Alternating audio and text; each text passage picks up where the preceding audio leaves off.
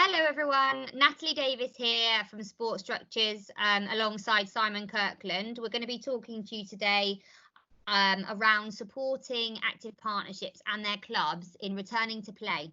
So welcome Simon. Hi Natalie, how are you? Yes, I'm good, thank you. So as you know, we've been supporting active partnerships through the last three months of COVID, mainly around staying connected, insurance policies, on funding, and now we're doing a little bit of work around return to play. So I kind of just wanted to start by asking you to kind of sum up your key learnings from the last few months, if you could.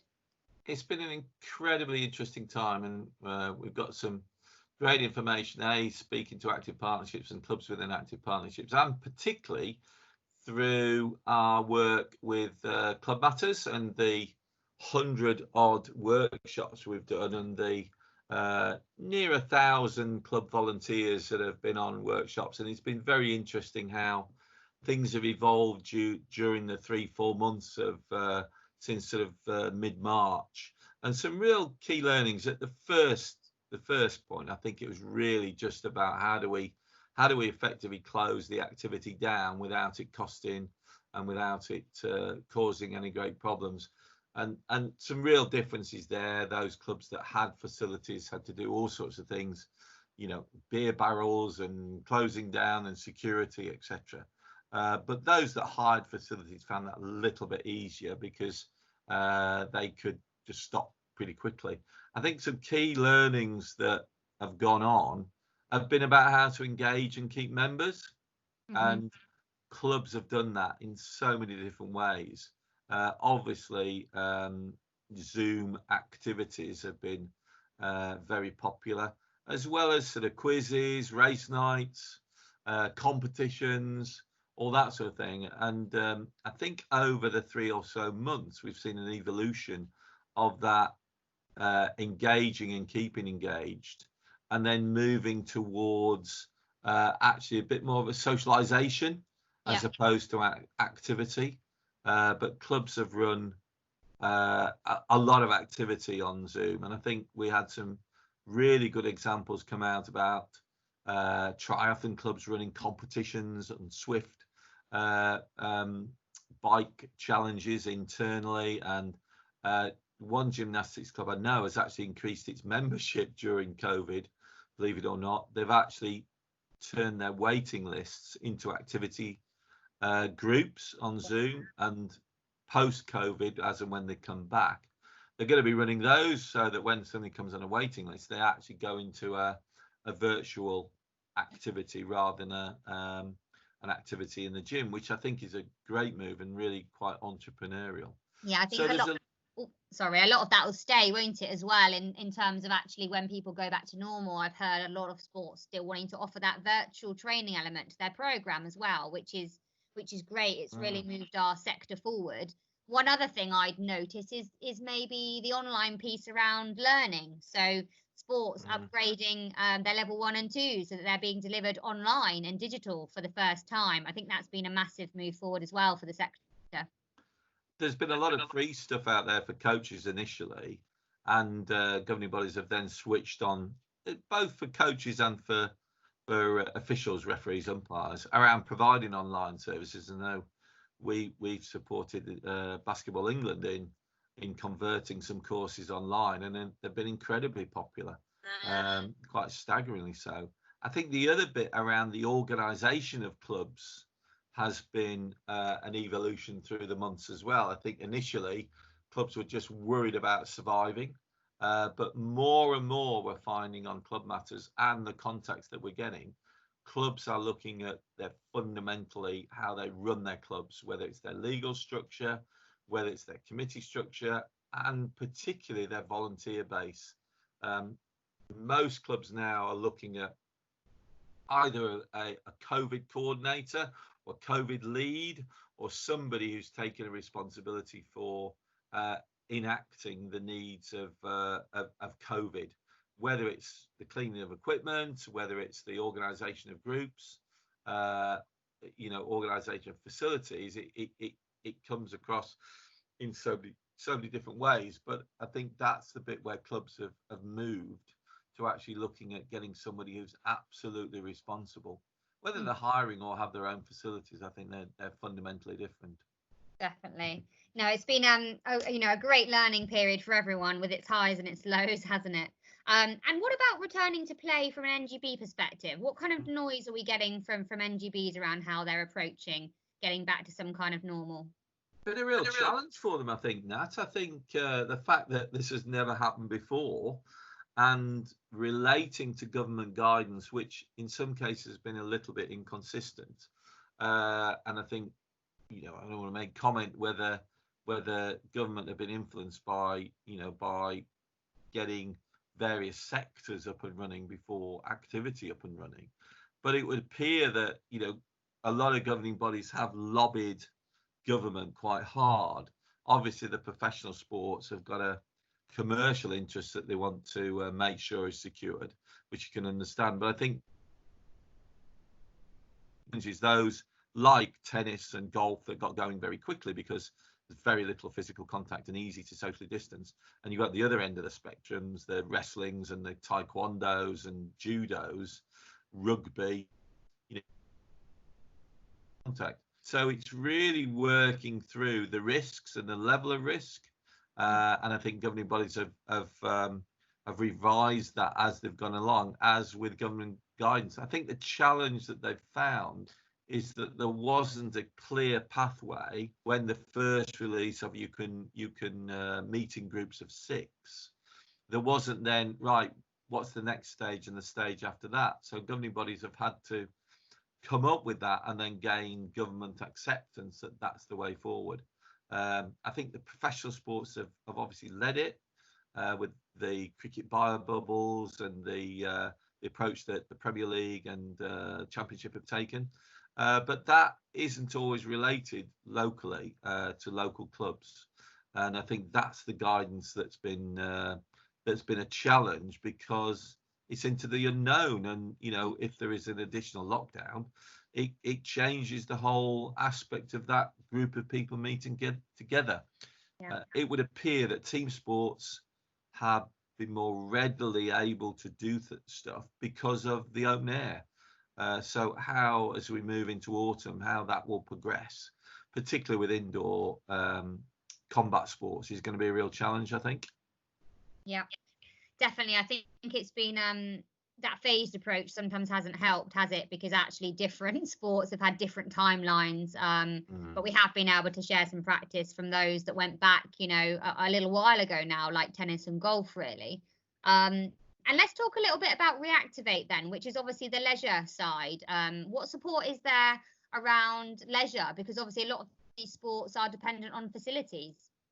Yeah, and that's where the challenges now at the end of July are coming because swimming pools, leisure centres can open up.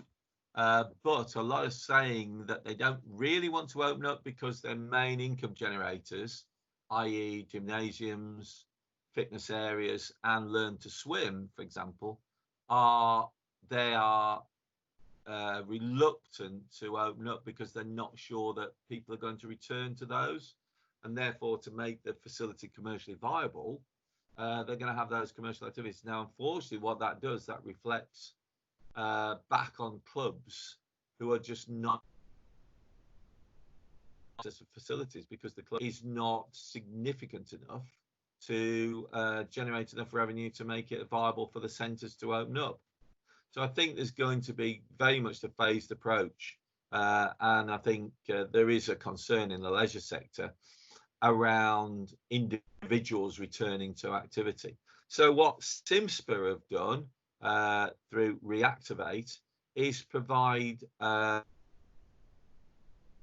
online training package to the leisure sector returning to work so that staff are absolutely trained up in the areas that they need to be trained up, whether it's first aid, cleaning, operational activities.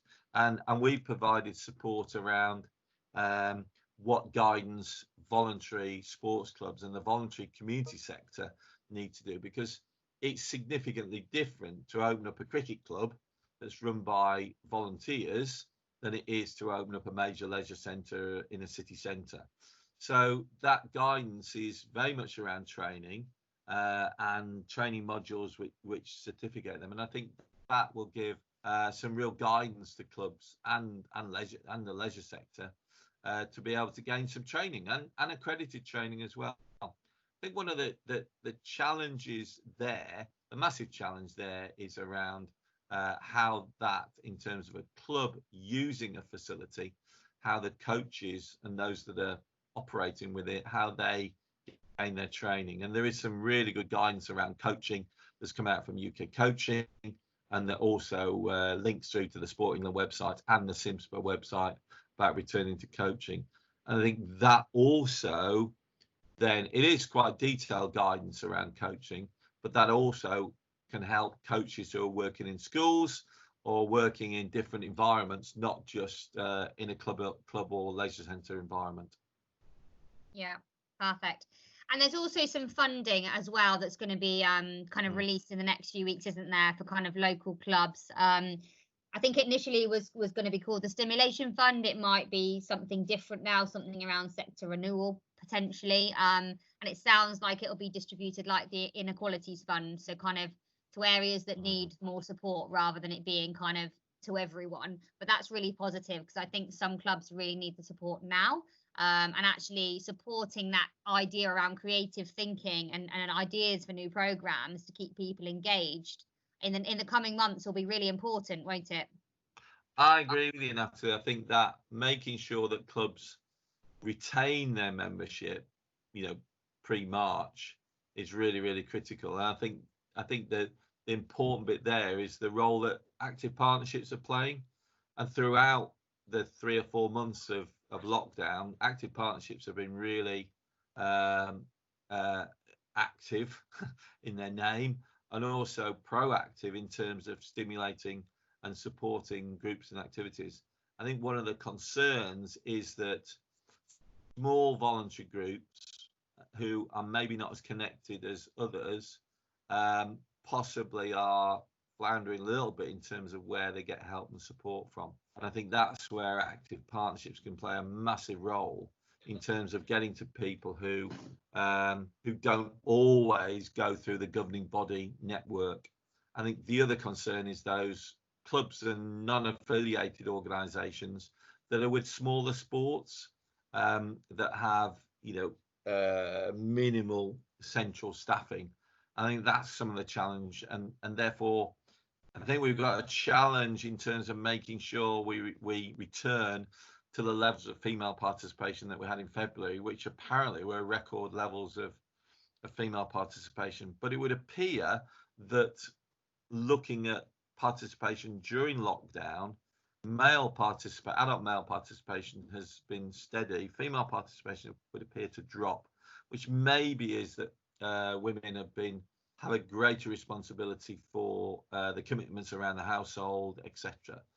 But looking at younger people, it would appear that boys' participation has dropped, which maybe says that a lot of boys' participation is through club and team, particularly team activity. But girls' participation and activity, a lot in an individual context, has gone up during COVID. So there's some really interesting trends that are emerging. So clubs and sports organisations and activity returning, I've got a real challenge to make sure that they appreciate what might have dropped during the 3 or 4 months, but also appreciating that there's an opportunity of some new participants potentially coming into their club or activity. Yeah, definitely. There's a silver lining, isn't there, around actually how we take some of this learning and then make it integrate it with kind of how things will move forward, really. But no, it's been a really exciting time. Thank you so much for your time this morning. I think we've given a nice overview. Is there anything else that you kind of want to add? Tips for kind of active partnerships or local clubs the next few months? The theme throughout lockdown is about the concern about volunteers and having enough volunteers, and those people coming onto the Club Matters workshops have really drawn that out about the need to look at new volunteers doing short-term volunteer roles, or short hours, not the secretaries or the treasurers, but short-term volunteer roles to help activity going. And I think that's the other bit. And there are concerns at some governing bodies about age profile of their officials, and maybe looking at a new group of young officials. So there's some exciting things, not just around returning to activity, but also critical things around workforce volunteers in terms of organising clubs, workforce volunteers, delivering, and also coaches. So I think, there's some real key things that active partnerships, governing bodies, and the network have really got to support as and when it all comes back to life. Perfect. Amazing. Thank you so much for your time again. And yeah, look forward to catching up again soon. Thanks, Natalie. You take care. Bye. Bye.